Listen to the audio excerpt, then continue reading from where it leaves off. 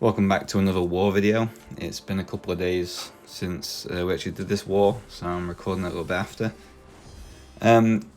Get given path 6 in section 1, which starts with this SpiderGwen. This was a Nick Fury fight. I thought to myself, yeah, this is going to be easy, just parry, throw a few light attacks, put a bleed on her, just watch it tick down. I thought, nah, you know what, I don't really need to boost. Again, it shouldn't be a relatively tough fight. Yeah, I was very, very wrong. Got messed up by missing a parry. She evaded very, very early there. Even on one SpiderGwen charge. That was a very, very early evade, and that caught me off, and I was a bit like, okay. This is going to be an interesting fight. As you can see, I can't really put any bleeds on here.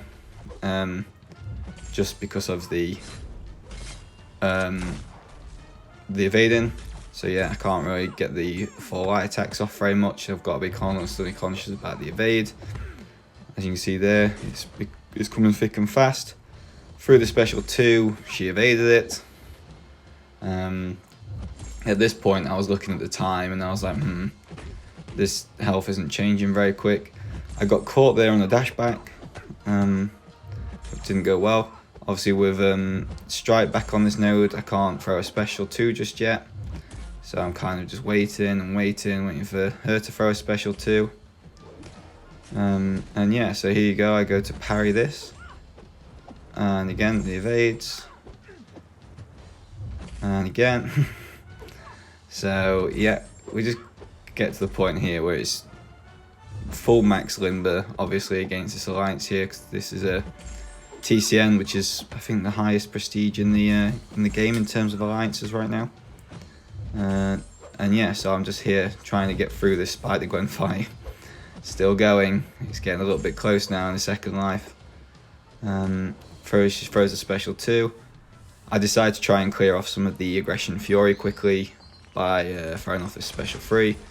Obviously, I'm in the second phase here, so the Fury damage is crazy now. It takes SpiderGwen all the way down to 10%. So again, by now I'm sort of catching up, and I've caught up, and we get the KO. So yeah, it was a little bit rougher than what I thought. Here I decide to go into this purgatory. I decided not to fight them just yet at that time. Wait till the next day. I was assigned Human Torch. And it was a good job I checked her abilities, because she's actually Incinerate immune.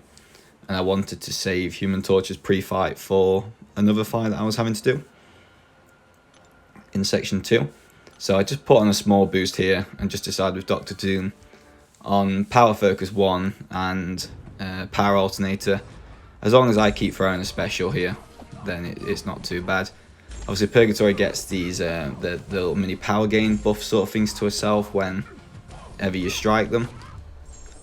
So again, just keep throwing the special 1s, keep using light attacks after, try and keep the power down as much as I can. A special 1 isn't really too much to worry about. It's just this here, she kind of throws herself a little bit more forward, and then you can go straight back in and reply after. You got to kind of watch out for them demonic rages, but nothing ever seemed to really come of them. I remember in the Cavalier event quest, she started going unstoppable, and it was a nightmare, but that may have just been the node. So again, here, just a nicer, longer fight, we'll call it. Not really too difficult, just keep throwing the special 1s, keep doing light attacks, another special 1, light attacks. Again, there's no point going to special 2 with Doom, just because of the Incinerate immune. There's absolutely 0 point or chance of trying to push it to the Doom cycle. Just because the Power Alternator will steal it before I can get to a special 3, and I wouldn't want them to get even close to having the chance of getting a special 3 against me. So the special 1s with a power drain and then the light attack power drains, it just means that it's a very, very easy fight. I think I end up coming out of this fight with like 96% health left or something. Pretty nuts. So again, it's a very, very strong alliance. All the defenders, I think, were rank 3. A couple of them were even Sig 200, which is where one of our teammates got caught out with a Dragon Man fight. because they tried to ghost it as the assignment was, and with Dragon Man's signature ability, it reduces the cruelties and stuff with the ineptitudes. We didn't realise that that was actually the case until we got that matchup and we had the matchup done this time.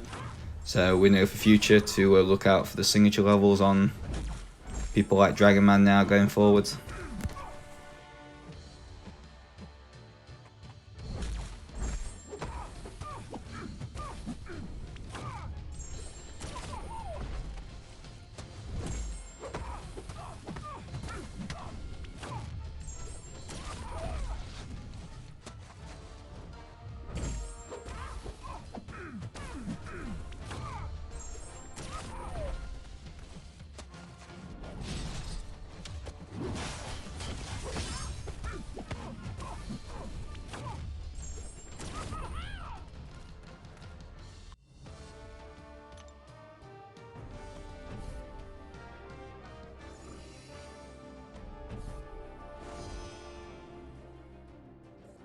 So that last fight there, long and easy. I decided here just to use one energy just to move up to this domino.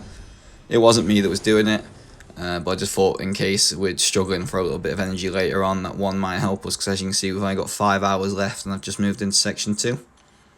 So I get the shout here to log on to do the fights. Domino had been cleared. So I'm going into this Ebony Maw here. I've already moved up to it and used a couple of energy, put the Human Torch Nova Flames pre-fight on it. Because then you don't ever need to worry about doing the intercept. You've got more than enough damage to absolutely destroy this Ebony Maw anyway. So yeah, again, a relatively small set of boosts. I don't need to be worried about it. If I remember rightly, I put on a combat regen, yeah. Because Kabam have given us so many boosts from these compensation packages that I'm kind of just having to use them now. And yeah, so here just obviously try and build up my temperature quite early, just to make sure I'm always hovering around 17 to 20. That way I can't be faltered or missed with the falter. So here you go, no intercepts just yet. One special one's been fired off by Maw, and they're already down, what, 25% by the time they've thrown that special, so really absolutely nothing to worry about. Just try and keep the Nova Flames up and the Power Stings if I can. Don't ever really want to push Ebony Maw to a special 2, just because it's just asking for degen damage that is just completely unnecessary.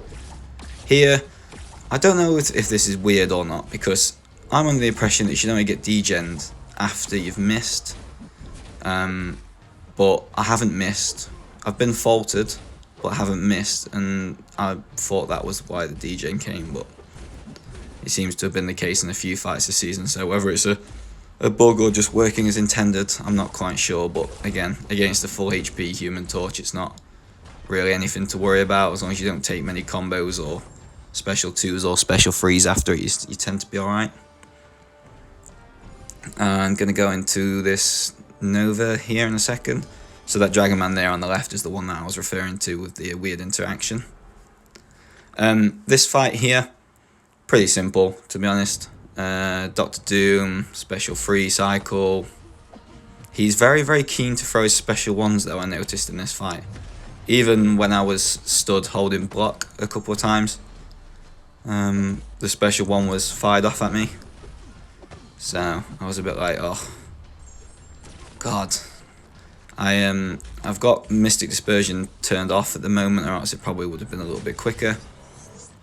Just because with my AQ paths at the minute, I'm having to do what's yours is mine, so I have the weakness Resonate Mastery on instead of Mystic Dispersion. So here we do the first part of the Doom cycle, and it's pretty self-explanatory going forward from here.